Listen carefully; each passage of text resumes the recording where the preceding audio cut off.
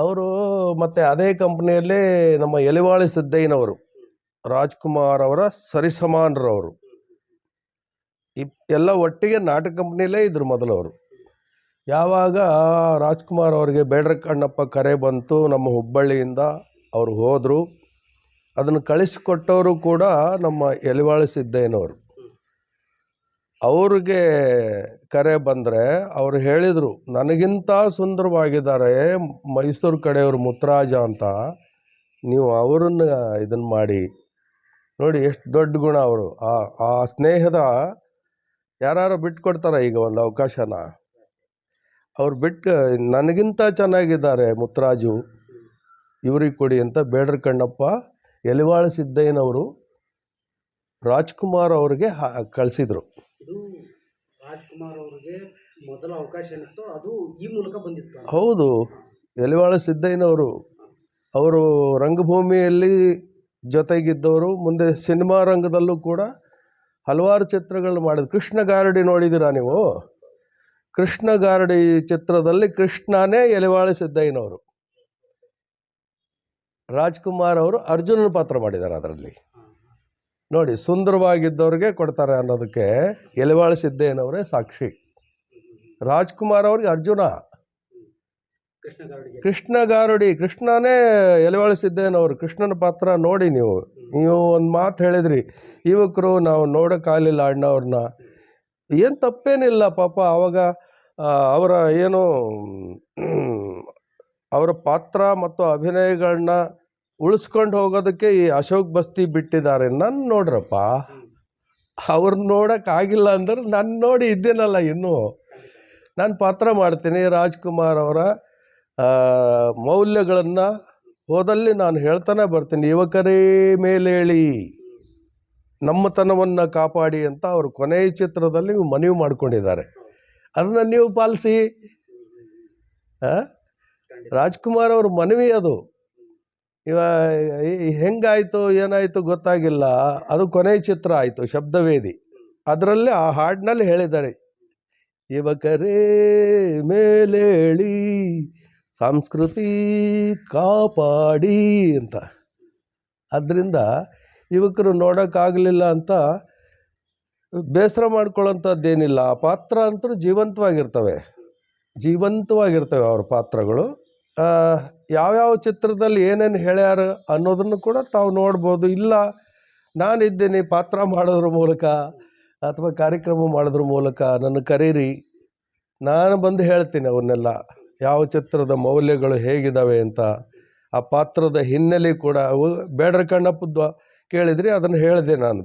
ಎಲಿವಾಳಿ ಸಿದ್ದಯ್ಯನವರು ಅವರ ಜೊತೆಗಾರರು, ಅವ್ರಿಗೆ ಬಂದ ಪಾತ್ರ ಮುತ್ತರಾಜು ಕಳಿಸಿ ಚೆನ್ನಾಗಿ ಕಾಣ್ತಾರೆ ಇವರು ನೋಡಿ. ಅವರವರೇ ಮೆಚ್ಚುಗೆ ಹೇಗಿದೆ, ಆಗಿನ ಸ್ನೇಹಿತರು ಹೇಗಿದ್ರು, ಅದನ್ನೆಲ್ಲ ಯುವಕರು ನೋಡ್ಕೊಂಡು ಅಳವಡಿಸ್ಕೊಂಡ್ರೆ ಭಾಳ ಒಳ್ಳೆಯದು. ಈ ಮೇಲು ಕೀಲು ಇನ್ನೊಂದು ಮತ್ತೊಂದು ಸೀನಿಯರು ಜೂನಿಯರ್ ಯಾವುದೇ ಇರಲ್ಲ ಇದಕ್ಕೆ. ಈಗ ತಾವು ಬಿಡುವಿಲ್ಲದಷ್ಟು ಕಾರ್ಯಕ್ರಮ ಕೊಡ್ತೀರಿ. ಇವತ್ತು ನಮ್ಮ ಖುಷಿ ಪಡಬೇಕು, ಹೆಮ್ಮೆ ಕೊಡಬೇಕು, ತುಂಬಾ ಬ್ಯೂಸಿ ಇದ್ರಿ, ಅದರಲ್ಲೂ ನಮಗೊಂದು ಅವಕಾಶ ಮಾಡ್ಕೊಡ್ತೀವಿ. ಬಿಡುವಿಲ್ಲದಷ್ಟು ಬ್ಯೂಸಿ ಯಾರೆಲ್ಲ ರಾಜ್ಕುಮಾರ್, ಈಗ ನನ್ನನ್ನು ಹಿಡಿದು ಹೇಳ್ತಾ ಇದ್ದ, ಯಾರೆಲ್ಲ ರಾಜ್ಕುಮಾರ್ ಅವ್ರು ನೋಡೋಕ್ಕಾಗಿಲ್ಲೋ ತಮ್ಮನ್ನು ಕರೆಸ್ತಾರೆ, ತಮ್ಮ ಕಾರ್ಯಕ್ರಮವನ್ನು ಕರೆಸ್ತಾರೆ, ನಿಮ್ಮಲ್ಲೇ ರಾಜ್ಕುಮಾರ್ ಅವ್ರನ್ನ ಕಾಣ್ತಾರೆ. ಅಷ್ಟೊಂದು ಖುಷಿ.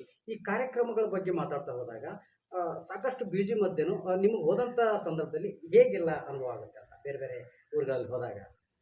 ಅದೇ ಅವಾಗ 3 ಕೋಟಿ ಕನ್ನಡಿಗರಿದ್ದರು ಅಣ್ಣವ್ರ ಕಾಲಕ್ಕೆ. ಈಗ 7 ಕೋಟಿ ಕನ್ನಡಿಗರು. ಮತ್ತು ಅಭಿಮಾನ ಎಲ್ಲಿಗೆ ಎತ್ತರವಾಗಿದೆ. ಆದ್ದರಿಂದ 3 ಕೋಟಿ ಕನ್ನಡಿಗರು ಹೋಗಿ ಈಗ 7 ಕೋಟಿ ಕನ್ನಡಿಗರು,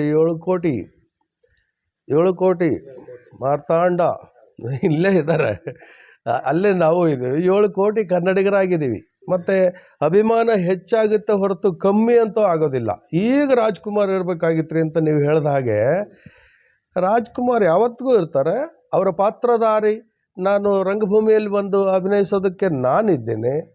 ಆದ್ದರಿಂದ ಅದನ್ನು ಬೆಳೆಸ್ಕೊಂಡು ಹೋಗೋಣ. ಮತ್ತು ಎಷ್ಟು ಪ್ರದರ್ಶನಗಳು, ಅದು ಏನಿಲ್ಲ. ಯಾಕಂದರೆ ಇಷ್ಟಪಟ್ಟು ಕರೀತಾರ ಅಂದಾಗ, ನನಗೆ ಈ ಕೊರೋನಾ ಬಂದಾಗ ಅಷ್ಟೇ ಸ್ವಲ್ಪ ನನಗೆ ಬಂತು, ಆವಾಗಲೂ ಬಂತು. ನಾನು ಕಡ್ಡಾಯ, ಯಾಕೆಂದರೆ ಸರ್ಕಾರ ವಿನಂತಿ ಮಾಡ್ಕೊಳ್ತಾ ಇತ್ತು, ಕೆಲವೊಂದು ನಿಯಮಗಳನ್ನು ಪಾಲನೆ ಮಾಡಬೇಕು. ನಾವು ಕೂಡ ಒಂದು ಆ ಸ್ಥಾನದಲ್ಲಿರೋರು, ಅದರಿಂದ ಕಡಿಮೆ ಮಾಡ್ಕೊಂಡ್ವಿ ನಾವು. ಅದು ಬೇಡ, ಅದು ಅವರ ನಿಯಮಗಳನ್ನು ಉಲ್ಲಂಘಿಸಿ ಹೋಗಬಾರ್ದು ಅನ್ನೋದು ಬಿಟ್ಟರೆ, ಮತ್ತೆ ಡಬಲ್ಲು ಹೋಗ್ತಾ ಇದೆ ಈಗ ಕಾರ್ಯಕ್ರಮಗಳು. ಹೋದಲ್ಲೆಲ್ಲ ಬೆಲೆ ಕಟ್ಟೋಕ್ಕಾಗಲ್ಲ ಅವ್ರಿಗೆ, ಅಭಿಮಾನಿಗಳಿಗೆ. ಆ ನೋಡೋ ದೃಷ್ಟಿ ಇದೆಯಲ್ಲ, ನನ್ನನ್ನು ಒಂದು ಡೈಲಾಗ್ ಹೊಡೆದು ಒಂದು ಮಾತಾಡಿಸಿ ಹೇಳ್ತಿದ್ದಾಗ ಅವ್ರು ಕೇಳ್ತಾನೆ ಇರ್ತಾರೆ. ನಾನು ಯಾಕಪ್ಪ ಸುಮ್ಮನೆ ಕೂತ್ರಿ ಅಪ್ಪಾಜಿ ಅಂತಾರೆ. ಆಮೇಲೆ ಅವ್ರು ನೋಡೋ ಭಾವನೆಗೆ ಹೋಗೋ ಮಟ್ಟಕ್ಕೆ ನಾನು ನೋಡ್ತಾ ಇದ್ದಾರಲ್ಲ, ಅವ್ರು ಮುಗ್ಧರಾಗಿ ಬಿಡ್ತಾರೆ. ಏನೋ ಏನೋ ಹೇಳ್ತಾರೆ, ಆ ಅಣ್ಣವ್ರು ಏನೋ ಹೇಳ್ತಾರೆ ಅಂತ ಅದನ್ನು ಕೇಳ್ತಾರೆ, ಗಮನ ಬಿಟ್ಟು ಕೇಳ್ತಾರೆ. ಹಾಡುಗಳು ಅಷ್ಟೇ, ಅದು ಎಷ್ಟು 1000 ಜನ ಹಾಡಿರಲಿ ಅವ್ರ ಥರ, ಅದು ಅಶೋಕ್ ಬಸ್ತಿನೇ ಹಾಡಬೇಕು ಅಂತ ಕೇಳ್ತಾರೆ. ಮತ್ತು ಈ ದಾಖಲೆಗಳು ಇದಾವಲ್ಲ ಇವು, ನನಗೆ ಈಗ 21,000 ಆಗೋಯ್ತು ಕಾರ್ಯಕ್ರಮ. 21,000. ಇದು ಎಷ್ಟು ವರ್ಷದ? ಇದು ಆಯದೆ 35 ವರ್ಷದಿಂದ 25. ಹೌದು, 21,000. ಈಗ ಮೊನ್ನೆ ಧಾರವಾಡ ಹಂಸಲೇಖ ಕರೆದಿದ್ರು, ಅಲ್ಲಿ ಯಾವುದು ಕಿತ್ತೂರು ಉತ್ಸವಕ್ಕೆ ಹೋಗಿದ್ದೆ.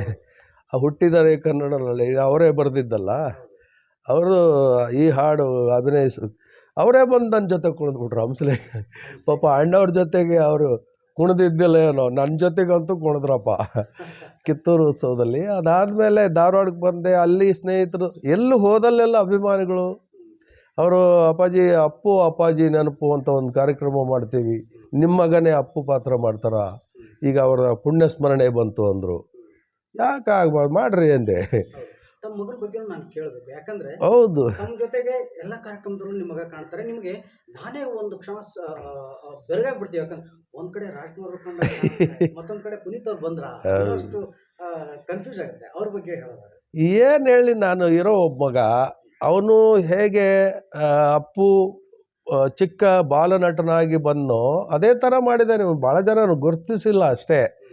ಅವನು ಬಾಲನಟನಾಗಿ ಅಪ್ಪು ಏನೇನು ಮಾಡಿದಾರೆ ಎಲ್ಲ ಪಾತ್ರ ನನ್ನ ಜೊತೆಲಿ ಮಾಡಿದ್ದಾನೆ. ಅವನು ಯಾರ್ಯವನು ಮಾಡಿದ್ದಾನೆ. ಇದು ಯಾವುದು ಪ್ರಹ್ಲಾದದಲ್ಲಿ ಅದನ್ನು ಮಾಡಿದ್ದಾನೆ. ಹೀಗೆ ಬಬ್ರುವಾಹನ ಒಂದು ಕಡೆ 2 ವಾದಗಳು ಅದು ಮಾಡಿದ್ದಾನೆ. ಹಾಗೆ ಮಾಡ್ತಾ ಮಾಡ್ತಾ ಈಗ ನನಗೆ ನಂಬಕ, ಅವರು ಈ ಬೆಳೆದ ನಿಂತ ಅಪ್ಪು ಇದ್ರಲ್ಲ, ಪವರ್ ಸ್ಟಾರ್ ಆದ್ರಲ್ಲ, ಹಂಗೆ ಕಾಣ್ತಾನೆ ಈಗ. ಅದಕ್ಕೆ ಏನಾಯ್ತು ಅವರು ಅಲ್ಲೂ ಕೂಡ ಒಂದು ಸವಾಲು. ನಮ್ಮವ್ವ ರಾಜ್ಕುಮಾರ್ ಥರ ನನಗೆ ಹೋಲಿಕೆ ಕೊಟ್ಟು ಜನ್ಮ ಕೊಟ್ಟಿದ್ದಾರೆ ನೋಡಿ. ಅವರವ್ವ ಅವನಿಗೆ ಅಪ್ಪು ಥರ ಜನ್ಮ. ಅದಂತ ನಾವು ಯಾರಿಗೂ ಕಮ್ಮಿ ಇಲ್ಲ ಅಂತ ಹಾಡಿದೆಯಲ್ಲ, ಅವ್ರ ಅವ್ವನೋ ಅವನು ಯಾರಿಗೂ ಕಮ್ಮಿ ಇಲ್ಲ, ಹಂಗಾಯ್ತದು. ಅದಕ್ಕೆ ಆ ಅಪ್ಪು ನೆನಪು ಅಂತ ಕಾರ್ಯಕ್ರಮ ಇಟ್ಕೊಂಡ್ರು. ಅದು ಏನು ಜನ, ಯಪ್ಪ, ಅಪ್ಪು ಅಭಿಮಾನಿಗಳನ್ನ ಈ ನನಗೇ ನಂಬಕ್ಕಾಗಲಿಲ್ಲ. ಯಾರು ಅಭಿನಯ ಮಾಡಿಸ್ತಾ ಇದ್ದಾರೆ, ಅಪ್ಪು ಹೋಗಿದ್ದಾರೆ ಅಂತ ಹೆಂಗೆ ಹೇಳಕ್ಕೆ ಸಾಧ್ಯ? ಅವರು ಎಲ್ಲ ಹಾಡುಗಳು, ಅವರ ಡ್ಯಾನ್ಸ್ಗಳು ಎಲ್ಲ ಮಾಡಿದಾಗ ಅಪ್ಪು ಇದ್ದಾರೆ ಬಿಡಪ್ಪ ನಮ್ಮ ಜೊತೆಗೆ ಅನ್ನೋ ಭಾವ. ಮತ್ತು ಅವರು ಇಲ್ಲಿ ನಮ್ಮ ಕಲಾಮಂದಿರ ಏನು ಭೂಮಿ ಪೂಜೆ ಮಾಡೋಕ್ಕೆ ಬಂದಿದ್ರಲ್ಲ, ಅಪ್ಪು ಬಂದಿದ್ದರು. ಮಾರ್ಚ್ 3ನೇ ತಾರೀಕು ನಮ್ಮ ಗುರು ಪುಟ್ಟರಾಜ ಗವಾಯಿಗಳ ಜನ್ಮದಿನ, ಅದು ಮಾರ್ಚ್ 3. ಅಂದರೆ ಈ ನಾನು ಪೂಜೆ ಮಾಡಿಸ್ಬೇಕು, ಯಾರನ್ನ ಕರ್ಸೋಣ ಅಂತ ಯೋಚನೆಯಲ್ಲಿದ್ದೆ. ನನ್ನ ಮಗನೇ ಹೇಳಿದ್ದು, ಅಪ್ಪು ಕರ್ಸೋಣ ಅಪ್ಪಾಜಿ ಅಂದ. ಅಪ್ಪು ಮಗುವಾಗಿದ್ದಾಗ ಎತ್ತಾಡಿಸಿದ್ದೀನಿ, ಈಗ ಅಪ್ಪು ಅಲ್ಲಪ್ಪ, ಅಣ್ಣವ್ರನ್ನ ಮೀರಿಸೋ ಮಟ್ಟಕ್ಕೆ ದೊಡ್ಡ ಕಲಾವಿದ ಆತ, ಈಗ ಸಿಗ್ತಾರ ನಮಗೆ, ಮಾತಾಡಿಸ್ತಾರ ಅಂದೆ. ಬನ್ನಿ ಅಪ್ಪಾಜಿ ಹೋಗೋಣ ಅಂತ ನಾನು ಕರ್ಕೊಂಡೋಗಿ ಒಂದು ಅಡ್ರೆಸ್ ಕಾರ್ಡ್ ಕೊಟ್ಟು ಕಳಿಸಿದ್ರು ಒಳಗಡೆ. ಆ ಅಡ್ರೆಸ್ ಕಾರ್ಡ್ ತಗೊಂಡು ಅವರೇ ಹೊರಗೆ ಬಂದುಬಿಟ್ರು. ಅಪ್ಪು ಚಡ್ಡಿ ಮೇಲೆ ಮಗು ಥರ ಇದ್ದಾಗ ಈಗಲೂ ಹಂಗೆ ಬರ್ತಾರಲ್ಲಪ್ಪ. ಎದ್ದು ನಿಂತ ನಾನು ಕೂತ್ಕೊಳ್ಳಿ ಅಂತ ನನ್ನ ಕೂರಿಸಿದ್ರು. ಏನು ಬಂದಿದ್ದು ಭಾಳ ದಿವಸ, ನಾವು ಬಾಲ್ಯದಿಂದ ನಿಮ್ಮನ್ನು ನೋಡ್ತಾ ಬಂದಿದ್ವಿ, ಅಪ್ಪಾಜಿ ಥರ ಪಾತ್ರ. ನಿಜವಾಗ್ಲೂ ನಮ್ಗೆ ಭಾಳ ಖುಷಿ ಆಗ್ತಾಯಿದೆ, ಭಾಳ ಚೆನ್ನಾಗಿ ಮಾಡ್ತೀರಿ ಅಪ್ಪಾಜಿ ಅಂತಂದಾಗ, ಇದೇನಪ್ಪ ಎಲ್ಲ ನೆನಪಿಟ್ಟಿದ್ದಾರೆ ಅಪ್ಪು. ನಾನು ಅವ್ರ ಅಣ್ಣನ ಸಿನಿಮಾ ಶಿವಣ್ಣಂದು ಆಸೆಗೊಬ್ಬ ಮೀಸೆಗೊಬ್ಬ ಚಿತ್ರ ಪೂಜೆ ಇದ್ದಾಗ ಶಿವಣ್ಣನೇ ಕರ್ಕೊಂಡು ಹೋಗಿದ್ರು ನನ್ನ. ಅಪ್ಪಾಜಿ ನಾನು ನೋಡಿ ಅಲ್ಲಿರೋರಿಗೆಲ್ಲ ಡೈಲಾಗ್ಗಳು ಕೇಳಿಸಿ ಅವರು ಮೀಸೆ ನನಗಂಟಿಸಿದ್ರು, ಆ ಮೀಸೆ ಹಂಗೆ ಇಟ್ಕೊಂಡಿದ್ದೀನಿ ನಾನು. ಅದೊಂದು ತುಂಬಾ ಇಂಟ್ರೆಸ್ಟಿಂಗ್ ಹೌದೌದು. ರಾಜ್ಕುಮಾರ್ ಅವ್ರನ್ನ ಭೇಟಿ ಮಾಡುವಂತ ಸಂದರ್ಭ ಇದು.